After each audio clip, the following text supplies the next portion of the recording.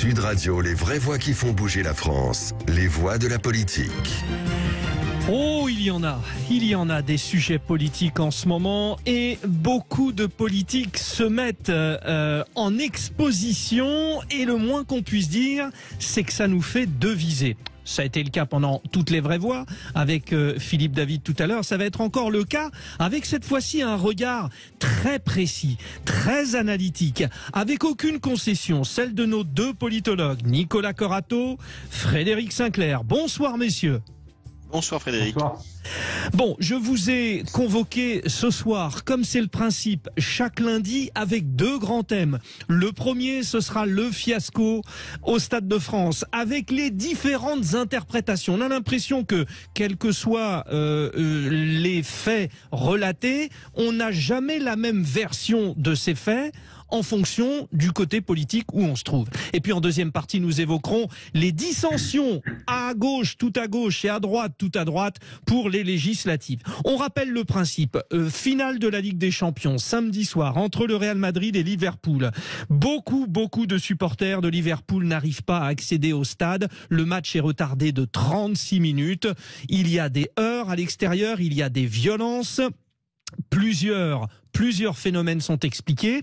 Officiellement, et c'était le cas aujourd'hui à l'issue d'une conférence de presse du ministre de l'Intérieur Gérald Darmanin, voici l'explication. Là où on met en général entre 12 et 18 mois pour organiser un match de cette ampleur, 3 mois ont été répartis pour le Stade de France ainsi que pour la Fédération française de football de l'organisation de ce match.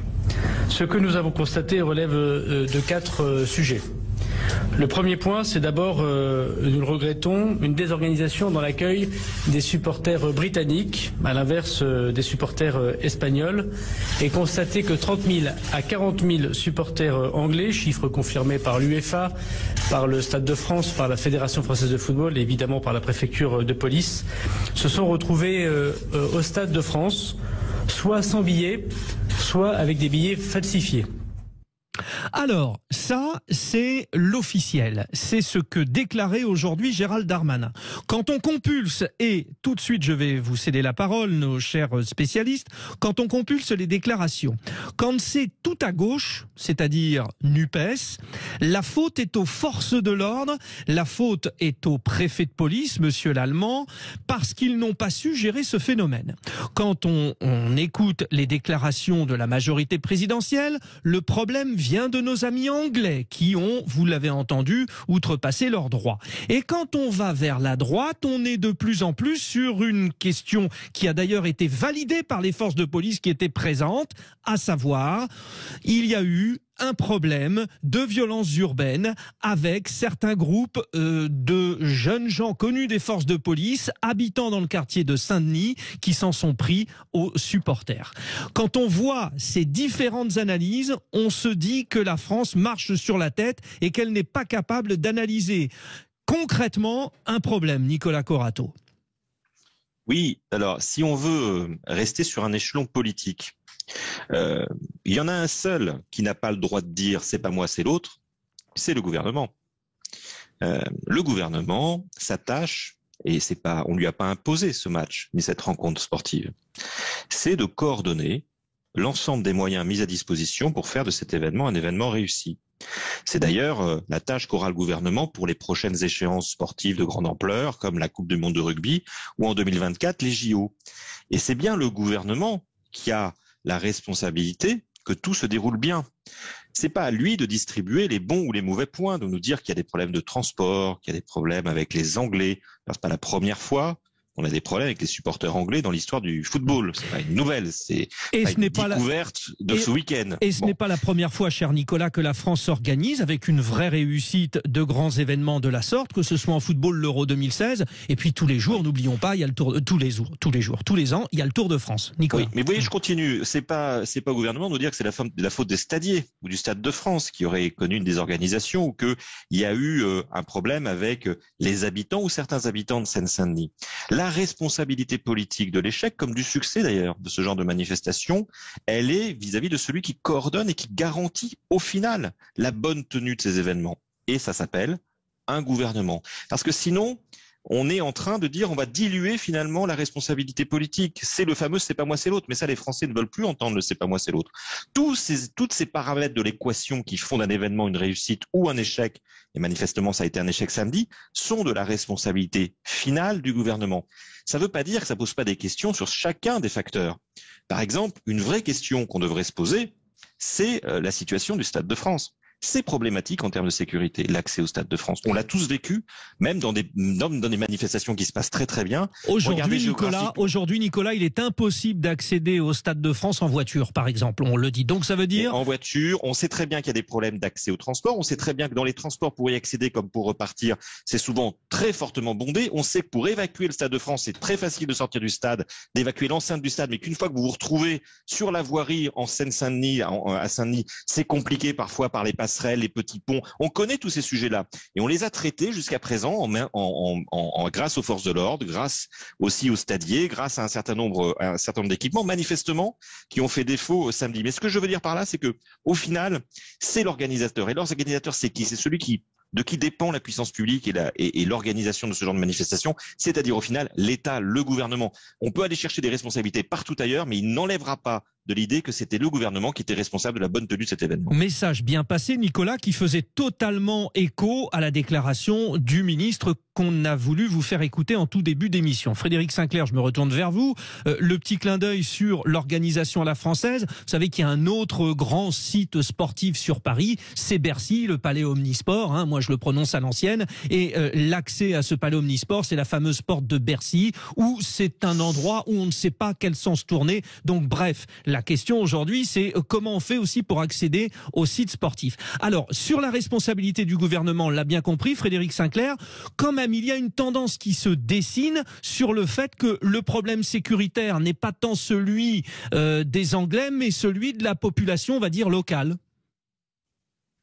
C'est là qu'est l'hypocrisie en réalité, c'est là qu'est le nœud politique, parce que bien évidemment que c'est sur ce sujet-là qu'aujourd'hui Gérald Darmanin est attaqué, c'est-à-dire sur son incapacité à assumer la crise intérieure de sécurité publique, et il crée potentiellement une crise extérieure, diplomatique, en faisant porter sur les Anglais une faute qui revient au gouvernement, c'est-à-dire à son incapacité, en réalité, à gérer les mouvements violents de délinquance. Alors, il y a eu un espèce de flou qui a permis au gouvernement de prendre un peu l'avantage et de porter une voix qui a été celle de cette hypocrisie pendant le week-end, parce qu'on a mis un tout petit peu de temps, les journalistes ont mis un tout petit peu de temps à avoir les informations officielles. Sauf que quoi? Et puis il y avait véritablement aussi un trafic de faux billets aussi, donc bon,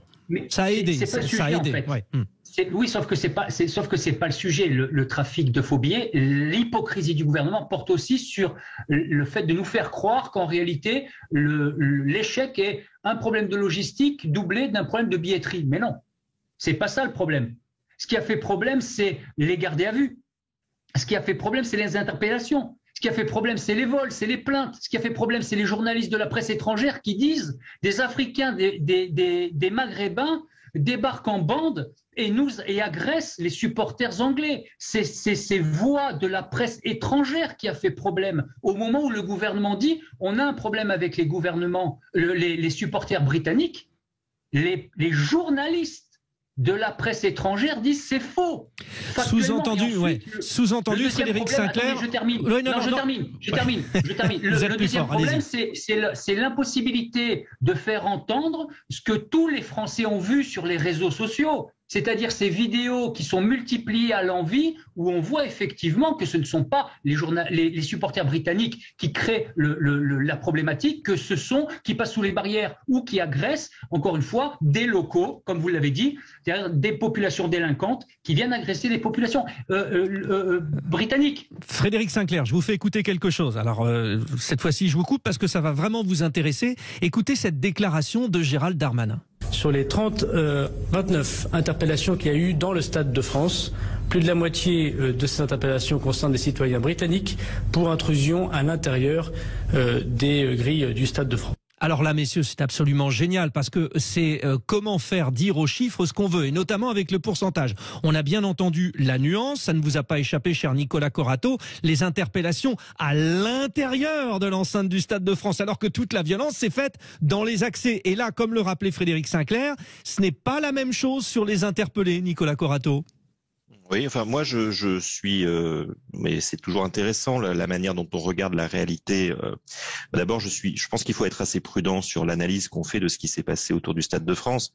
Il y a ce qu'on voit sur les réseaux sociaux et puis il y a ce que décrivent, y compris les forces de l'ordre. C'est-à-dire que c'est pas les gamins de Saint-Denis, puisque c'est eux quand même que vous visez, qui ont créé un mouvement de panique, notamment au niveau des stadiers et des premiers filtrages, où on a vu des foules se présenter et ne pas pouvoir être filtrées à temps ou dans les temps et pouvoir effectivement s'écouler vers l'entrée du Stade de France. Donc je veux bien qu'on considère que quelques délinquants, quelques dizaines de délinquants auraient profité de ces mouvements-là, mais leur attribuer la responsabilité, le point de départ des mouvements de foule qu'on a vus sur les images ce week-end, ça me paraît un peu disproportionné pour moi. Oui, parce que eux, ils ont, pardonnez-moi, mais toujours habité là, et il y a toujours eu des événements là, et c'est ce que je dis, ça fait partie fait partie des paramètres de l'équation. Le Stade de France est à Saint-Denis, ça fait des dizaines d'années que c'est le cas, et j'imagine que les problèmes de délinquance autour du Stade de France sont une découverte pour personne. Et dans aucune des manifestations qui se déroulent au Stade de France, on en entend parler aussi fortement qu'aujourd'hui. Donc, il y a un moment où c'est tous les paramètres qu'il faut prendre en compte. Pourquoi est-ce que manifestement, pour cette manifestation, les choses ont dégénéré? C'est quelque chose sur lequel il faudra enquêter, sur lequel il faudra qu'on nous dise exactement, objectivement, ce qui s'est passé. Mais de là à profiter politiquement, et j'entends bien que Frédéric Sinclair, de cet incident, de ces incidents regrettables pour redire que finalement le Saint-Denis serait une zone de non-droit et qu'aller au Stade de France, ce serait aller dans une no-go zone où on craindrait pour sa vie, il y a à mon avis une frontière qui est franchie qui me semble assez disproportionnée avec la réalité. Pour tous ceux qui vont au Stade de France et qui fréquentent le Stade de France, je pense que on craint pas pour sa vie par rapport à des attaques délinquantes, on craint parfois par rapport à la gestion des flux, et c'est vrai dans toutes les manifestations sportives aujourd'hui qui drainent de plus en plus de public. Regardez par exemple à Roland-Garros, et à Roland-Garros, il n'y a pas de délinquants qui tournent autour de la porte. Là, on est dans les beaux quartiers de Paris, dans le 16e arrondissement. À Roland-Garros, on a arrêté de vendre des billets sur place, justement, pour éviter la fixation de personnes qui viendraient chercher des billets et qui emboliseraient l'espace public. Voilà aussi où on en est avec le succès de ces manifestations sportives. Sur ça amène à un moment un sursaut en termes d'organisation. Sur le Stade de France, et je vais faire réagir Frédéric Sinclair, déclaration d'Éric Coquerel, qui est donc député La France Insoumise et qui est donc l'élu local. Pourquoi j'ai failli arriver en retard? Parce qu'il y a eu un problème de gestion, d'organisation, des flux de personnes qui arrivaient au stade, que tout le monde savait qu'il y avait des gens qui arrivaient dans le stade, qu'il y avait des gens qui n'avaient pas de billets, on le savait depuis très longtemps, et manifestement, il y a eu un défaut d'organisation. Je n'ai vu aucune agressivité de la part des supporters, de la part des gens qui étaient autour du stade. Par contre, j'ai vu un problème de gestion, manifestement, de maintien de l'ordre. Alors, chacun y va de, on va dire, son information intéressante, mais de sa contre-information, parce qu'il y a bien eu aussi des violences de la part des supporters. Donc, synthèse, Frédéric Sinclair, est-ce que finalement, le problème de samedi soir, c'est pas le condensé de tout ce qui se dit ? La synthèse, en réalité, elle est facile à faire. Qu'est-ce qui se passe quand vous avez un problème de billetterie avec trop de monde? Ça prend du temps, on commence en retard et basta. Voilà. Donc, s'il n'y a pas de violence, on n'en parle pas. On n'en parle pas, c'est un phénomène anecdotique. L'organisation a été mauvaise, le match a commencé avec 40 minutes de retard. Point final. Pourquoi on en parle aujourd'hui? On en parle parce qu'il y a de la violence physique, il y a des agressions. Bien. Ensuite, la deuxième chose, il n'y a personne qui a dit, contrairement à ce que prétend Nicolas Corato, et surtout pas moi, qu'on craint pour sa vie. Ce n'est pas de ça dont on parle. Ce qu'on dit, c'est que ce jour-là, et peu importe ce qui s'est passé avant, ce jour-là, il y a eu des gardés à vue. Donc, les journalistes de Valeurs Actuelles sont allés rencontrer les policiers et ont demandé quelles étaient les nationalités des gardés à vue. 18 Algériens, 2 Marocains, 1 Haïtien, 2 Libyens, etc. C'est clair et net. Donc, la question ne se pose pas, encore une fois. On a des populations, et un journaliste présent sur place, français, l'a bien résumé. Il y a eu une concaténation de populations locales qui viennent de Saint-Denis et de migrants qui viennent de la Porte de la Chapelle et qui se sont retrouvés là à hauteur de minimum 400 personnes et qui ont créé ces violences-là. Et ce n'est que ces violences-là qui posent problème, encore une fois. Donc oui, vous l'avez dit tout à l'heure, il n'y a pas eu de vrais problèmes à l'intérieur du Stade de France. Les problèmes de billetterie et de fraude sont annexes.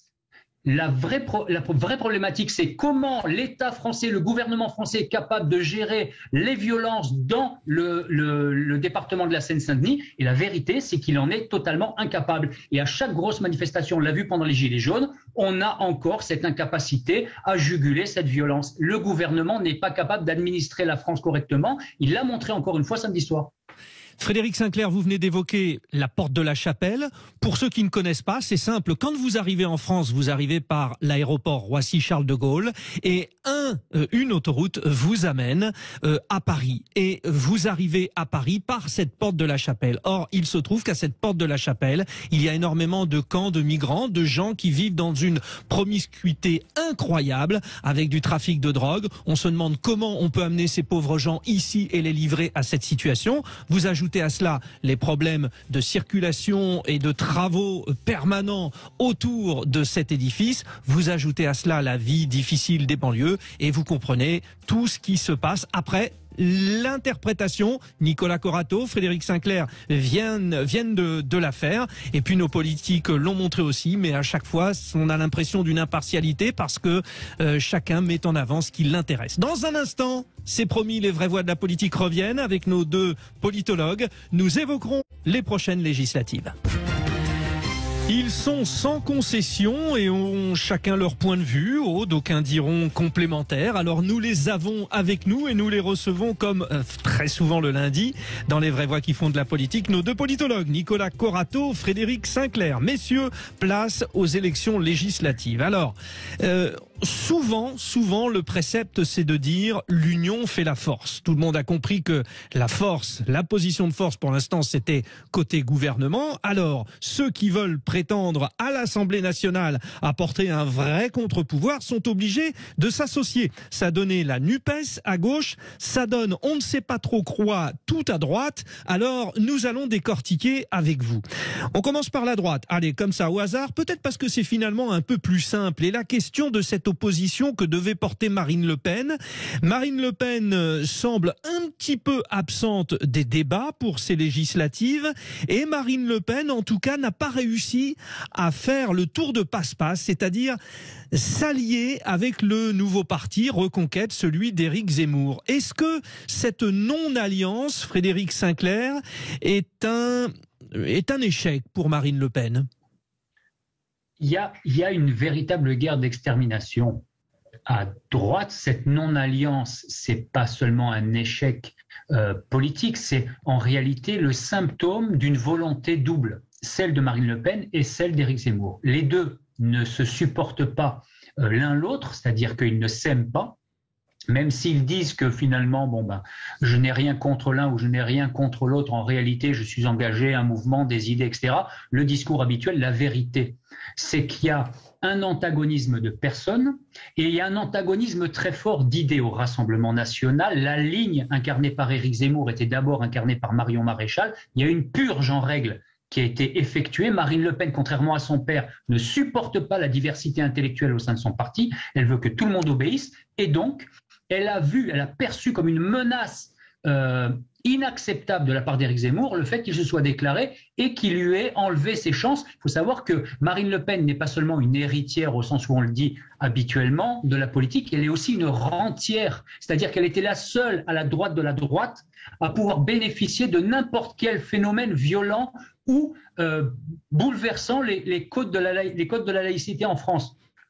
Une islamisation de la France, n'importe quoi, et elle bénéficiait. D'un coup, avec Éric Zemmour, elle ne peut plus bénéficier de ça. Il gêne, elle veut la détruire. Éric Zemmour, à l'inverse, et je termine, Marine Le Pen, pour lui, est une has-been qui est en dehors des bons créneaux pour gagner à droite, pour rassembler, et donc il doit la détruire. La question qui se pose, c'est qui va détruire l'autre ? Frédéric Sinclair, vous évoquiez Éric Zemmour, qui peut se faire élire dans le Var d'ailleurs, une terre du Rassemblement national. Des négociations ont été mises en place sans succès entre les deux jeunes prometteurs de la politique, Jordan Bordella côté, qui est d'ailleurs maintenant le président du Rassemblement national, et puis Stanislas Rigaud, qui est le patron de Génération Z, les jeunes derrière Éric Zemmour. Nicolas Corato, quand Frédéric Sinclair dit qu'ils ne peuvent pas s'entendre, il évoque notamment des questions philosophique sur la place de l'étranger ou de la différence en France, mais j'irais même plus loin, il y a incompatibilité sur le projet économique entre les deux. Oh oui, le projet économique, le projet social, le projet politique tout court, le rapport aux institutions, et plus que tout, l'idée que le RN à un moment ou un autre pourrait s'unir à Reconquête, ce serait donner raison à Éric Zemmour. Celui qui a perdu la partie de l'union des droites, c'est Éric Zemmour. C'était le projet d'Éric Zemmour, de réunir sous son étendard toute une partie de la droite, extrême droite, je laisserai Frédéric qualifier, il connaît ça beaucoup mieux que moi, mais de réunir une grande partie de la droite. Il sourit, autour de lui. Manifestement, Éric Zemmour a échoué dans cette grande vision politique pour laquelle d'ailleurs Marion Maréchal l'avait rejoint. Vous savez que Marion Maréchal était aussi une des grandes prêtresses de cette réunion des droites. Tout ça est un échec, donc Marine Le Pen n'a aucun intérêt à donner raison trop tard ou trop tôt à Éric Zemmour. Marine Le Pen n'a rien fait dans cette campagne, elle n'a pratiquement rien dit, elle a progressé de 10 points aux élections présidentielles. Et d'ailleurs, vous disiez, vous la trouvez très silencieuse pendant les législatives, mais elle a raison d'être silencieuse. Elle a été silencieuse pendant toute la présidentielle et ça lui a parfaitement réussi. C'est sa stratégie. C'est sa stratégie alors. Elle n'a pas besoin d'être une très grande tribun comme Éric Zemmour. Elle n'a pas besoin de multiplier les effets de tribune. Je dirais que, comme le dit Frédéric Sinclair, la déliquescence entre guillemets du débat public lui va comme un gant et la sert quotidiennement. Donc elle n'a aucun effort à faire et aucun intérêt à faire le moindre effort vis-à-vis d'Éric Zemmour. On passe à gauche, messieurs. Jean-Luc Mélenchon a déclaré « Ceux qui présentent des candidats contre l'Union populaire sont des candidats macronistes car ils ne servent que Macron ». Beaucoup de socialistes n'ont pas souhaité rejoindre la nouvelle Union populaire écologique et sociale. Et des grands noms, alors Bernard Cazeneuve, Carole Delga, Stéphane Le Foll, pour ne citer que. Là aussi, est-ce qu'on peut faire un parallèle avec ce qu'on vient de dire côté extrême droite ou droite nationaliste, comme vous voulez? Est-ce que là aussi on est en présence de personnes qui de toute façon ne peuvent pas s'entendre sur la philosophie politique ou voire même sur un programme économique? Frédéric Sinclair. Alors non, je pense qu'on ne peut pas faire de parallèle, même s'il y a effectivement des divergences d'idées fortes, mais il y a, à mon avis, un historique de ce qu'a représenté le Parti socialiste, qui encore aujourd'hui compte 5 régions, et donc c'est pas pour rien que Carole Delga a fait partie des frondeurs entre guillemets. Présidente de la région Occitanie. Oui, il y a besoin de garder une marque vivante, même si on se pose vraiment la question de cette nécessité. Derrière ça, il y a, vous avez totalement raison, une vraie philosophie politique. C'est-à-dire qu'il y a la question de la survie de la social-démocratie. Ce que dit Jean-Luc Mélenchon, c'est « Entre Emmanuel Macron et moi, il n'y a plus rien aujourd'hui ». Et en réalité, ce que disent les opposants, Stéphane Le Foll comme Bernard Cazeneuve, c'est non, l'avenir de la gauche passe par la social-démocratie. Nous ne sommes pas miscibles dans le social-libéralisme d'Emmanuel Macron, mais pas non plus dans la gauche radicale woke de Jean-Luc Mélenchon. Et là, il y a un vrai clivage qui est en train de s'installer, et j'aimerais bien savoir comment il va évoluer, sur la question du racialisme, de l'indigénisme, du décolonialisme. Vous avez vu la nomination problématique de Pape Ndiaye à l'éducation nationale. On a assez peu parlé de la ministre de la Culture, mais c'était elle qui poussait l'indigénisme au sein de l'Élysée, puisqu'elle était conseillère culture d'Emmanuel Macron. La vraie question, c'est quelle partie aujourd'hui de la gauche, de cette gauche historique PS, va être capable de résister à cet appel du pied de plus en plus fort en France, d'une gauche qui pense que le souci des minorités, raciales comme LGBT, est le vrai fer de lance de la question sociétale. Ils sont minoritaires aujourd'hui, est-ce qu'ils vont pouvoir résister encore longtemps? Nicolas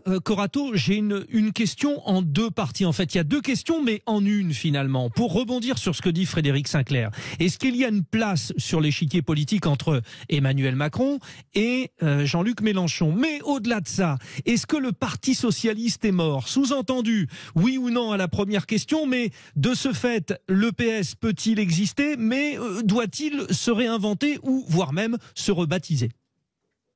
Bon, d'abord, moi, je suis très très prudent sur la vie et la mort des partis politiques parce que on en a vu à gauche et à droite mourir, renaître de leurs cendres, et c'est François Mitterrand qui disait ne laissez jamais tomber le nom du Parti socialiste parce que quelqu'un se baissera et le ramassera et on fera quelque chose. Donc même à 0,5% ou 1,6%, un parti reste avec un avenir en soi.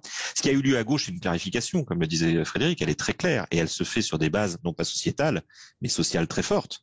Aujourd'hui, le Parti socialiste, qui est un parti qui existe, a clarifié sa position sur des choses absolument majeures. L'Europe, qui l'avait divisé depuis 2005, la retraite à 60 ans, qu'il avait divisé depuis 2017, et puis par exemple des actions très fortes comme la politique de la demande, c'est-à-dire en gros la revalorisation salariale, alors qu'avec Emmanuel Macron et François Hollande, il avait fait le choix, ce Parti socialiste, de la politique de l'offre, c'est-à-dire d'apporter de l'argent et des moyens aux forces de production, en l'occurrence aux entreprises. Donc cette clarification, elle est très nette, et effectivement, ça réduit l'espace qui reste entre ceux qui ne veulent pas faire partie de cet effort de clarification, qui est une alternative aujourd'hui à la politique menée par Emmanuel Macron, et ceux qui ont rejoint Emmanuel Macron. Finalement, quand vous êtes socialiste aujourd'hui, soit vous avez rejoint Emmanuel Macron et vous êtes un ancien socialiste qui est resté social-démocrate en imaginant qu'Emmanuel Macron pourrait rester lui-même social-démocrate, soit vous êtes un socialiste qui a rejoint la NUPES et donc le programme politique porté majoritairement, non pas par le Parti socialiste, mais par la France insoumise. Au milieu, je ne vais pas dire qu'il n'y a plus rien, c'est pas vrai. Mais au milieu, il y a des choix d'hommes aussi. On voit pas grand-chose. Il y a des choix de femmes et d'hommes par rapport à un destin politique. Et c'est vrai que c'est compliqué pour des gens comme M. Cazeneuve d'aller apporter ce qu'il représente, qui est un socialiste qui se pense, je pense honnêtement, de bonne foi, fondamentalement socialiste, et qui voit bien effectivement qu'il n'a plus d'avenir ni dans son parti et qu'il n'en a pas complètement avec Emmanuel Macron. Donc effectivement, il y a des destins politiques qui se jouent aujourd'hui et qui se jouent plutôt sur la base de trajectoires individuelles plutôt que d'aventures collectives. Et si on, oui, mais est-ce que la politique, ce n'est pas une aventure collective et ne faut-il pas finalement se réinventer tout simplement? Messieurs, merci de nous avoir éclairés. Alors, c'est le duo que je remercie, Frédéric Sinclair et Nicolas Corato, parce qu'on a bien compris que notamment pour les législatives, vous êtes irréconciliables tous les deux, hein, à travers votre discours. Mais c'est cette union qui fait la force des vraies voix de la politique sur Sud Radio. Merci Frédéric Sinclair, merci Nicolas Corato.